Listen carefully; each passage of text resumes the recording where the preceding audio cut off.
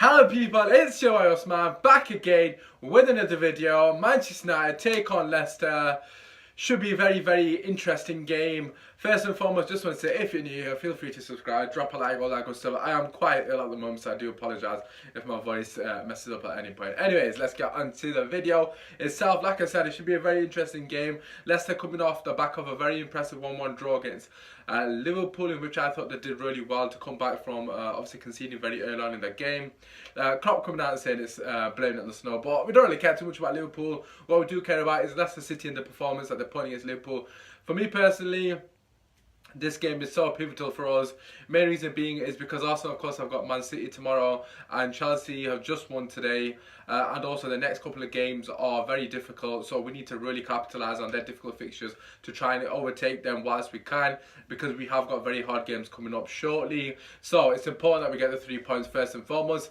Taking that into account, this is the team I will go for, and also just want to add, I'm not overly bothered about the performance. It's just a matter of getting the 3 points on the board. We're coming to the last stages of the season, and the most important thing is getting the points and just getting the job done, really, to be honest with you. Anyways, this is the team I would go for.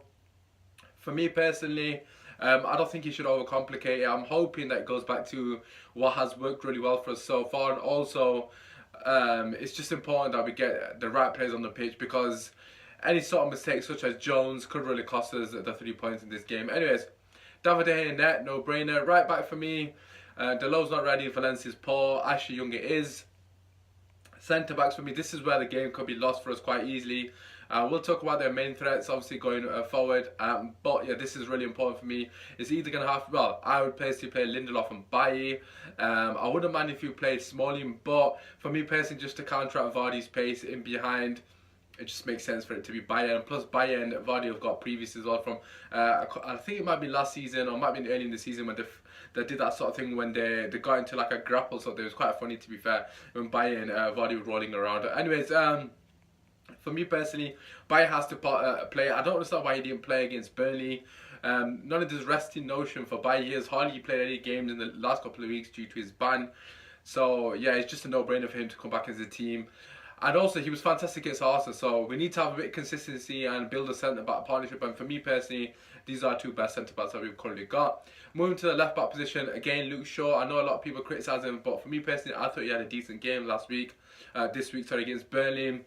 I understand where people's frustrations are, and I do hold those same frustrations, but again, it's important that we just give him the benefit of the doubt, to be fair, just stick with him, really, to be honest with you.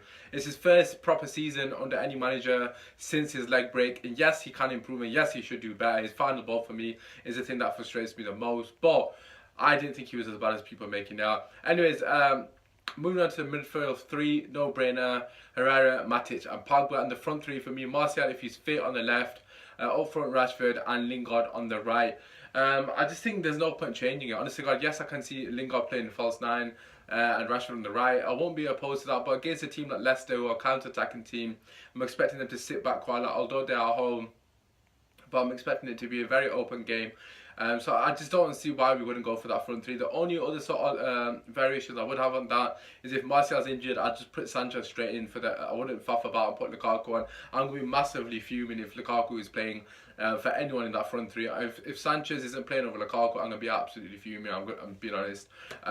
Nothing against Lukaku. I think he's definitely got something to offer United, but not as a starter. Simple as that. In the last stage of the game, when players are tired, yes, he can offer something, but just honest to God, early on in the game, his hold-up play, his movement off the ball is just frustrating to watch, and he's getting to a point now that I just don't have time for it. Like I said, we just haven't got time to risk these kind of things or experiment. We just got to get on with it, what we think is our best team. And for me, the team that I mentioned, if Martial is fit, is the best team that we have got, and we have to field it. Anyways, coming on to Leicester themselves, of course, they've got so much talented players. They've got Vardy, they've got Maddison, who both caused us problems in the first game of the season.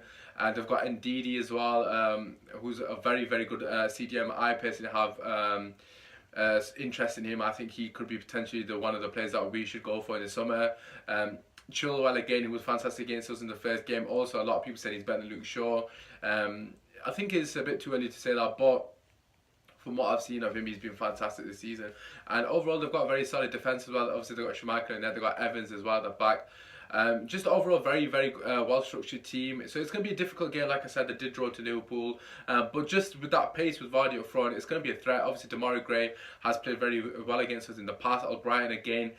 Somebody who has got very good delivery on him as well. So we definitely need to be wary of their threat going forward. And it's important for me, Bailly plays. I know I've already mentioned it, but it's so important that we match Vardy's pace with somebody who's combative and very quick. If Jones is playing, honest to God, I'm going to be absolutely fuming. Jones and Lukaku starting this game, I'm going to be fuming. I can't lie to you because I just don't see why either of those two players would be playing. Anyways, for us, like I said, they have got Evans at the back, so for us personally, we should be able to cause him problems. I know in the past he has played very good against us, especially for West Brom. I remember him being absolutely solid. But for me personally, it's going to be a tight game. It's going to be a very open game as well because both teams do like to play on the counter. I don't really associate Leicester with the defensive sort of makeup, so I'm expecting them to come out and try and play the ball. Maddison is very good at finding space in and around the defence, so it's important that Matic and Herrera don't give him enough space because he is very much of a threat. He's very creative, which is what I was going to say, but it's important, like I said, that we do pay notice and some of the players that they have got as well. But regarding our own plays, I only see Pogba obviously driving with the ball. We need to be a bit more direct this game, and I'm not referring to us playing long ball, but I'm saying that we was going around the wing a lot because Burnley pushed us wide, which is credit to them, defended really well.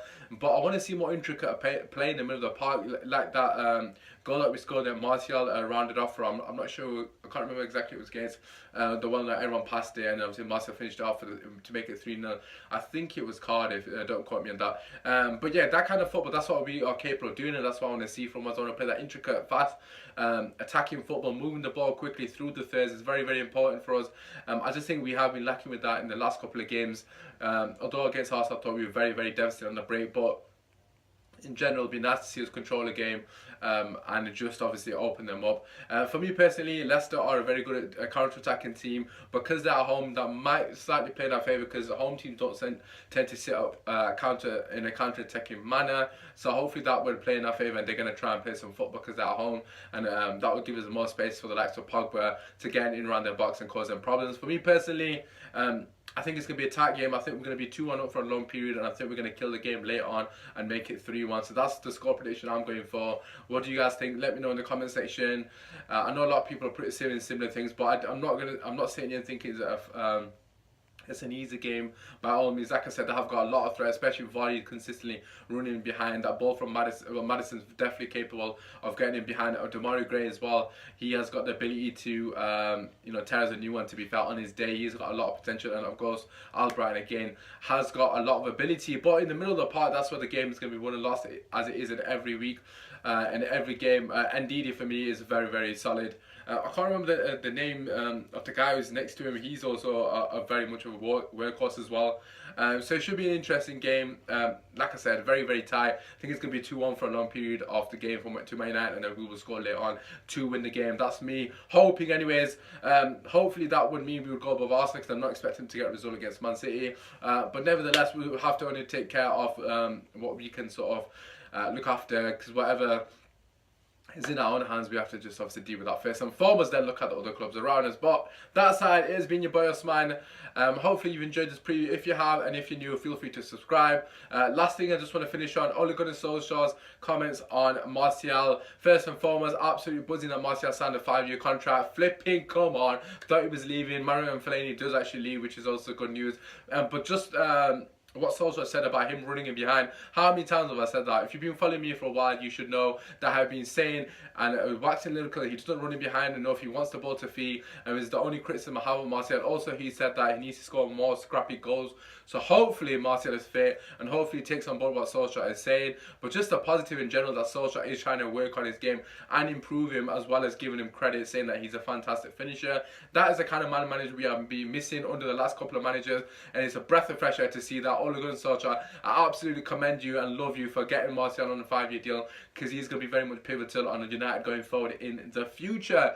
But that aside, just to quickly finish off, Lingard as well for me. I know I've said he's a big game player and he's a squad player, but he's very much becoming a very important part of this squad, so I've got to give credit where it's due. For me personally, he has to start. I know I have been one of the people that's saying we could play Sanchez on the right, but for me, Lingard is a no-brainer. He has to start for me as well. We'll have to wait and see. Hopefully, Lingard, Rashford, and Martial. Fluid front three is what we are expecting. That's why I don't want Lukaku. It's not fluid with Lukaku in the team. He wants the ball to feet and he's too static. But fluid front three, and we should be able to cause them a lot of problems with the pace that we've got running in behind. Apart from that, it has been your boy Swan. Like, subscribe, share. Kill United! Come on!